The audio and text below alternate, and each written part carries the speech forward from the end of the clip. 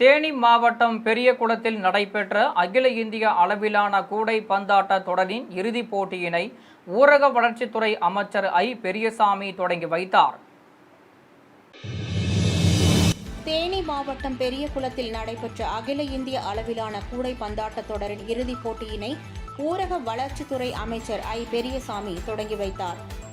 அகில இந்திய அளவிலான கூடை பந்தாட்ட போட்டிகள் 15ஆம் தேதி துவங்கி கடந்த 7 நாட்களாக நாக் அவுட் மற்றும் லீக் சுற்றுமுறையில் போட்டிகள் நடைபெற்றது.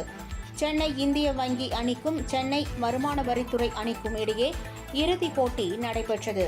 போட்டியில் சென்னை இந்தியன் வங்கி அணி 90க்கு 80 என்ற புள்ளிகள் அடிப்படையில் வெற்றி பெற்று 2வது ஆண்டாக சுழற் கோப்பையை வென்றது. போட்டியில் வெற்றி பெற்ற அணிக்கு முதல் பரிசாக 50,000 ரூபாய் ரொக்கம் மற்றும் சுழற் கோப்பையை அமைச்சர் பெரியசாமி வழங்கினார். 2ஆம் இடம் பிடித்த சென்னை வருமான வரித்துறை அணிக்கு கோப்பை மட்டும் 40,000 ரூபாய் ரொக்கம் வழங்கப்பட்டது.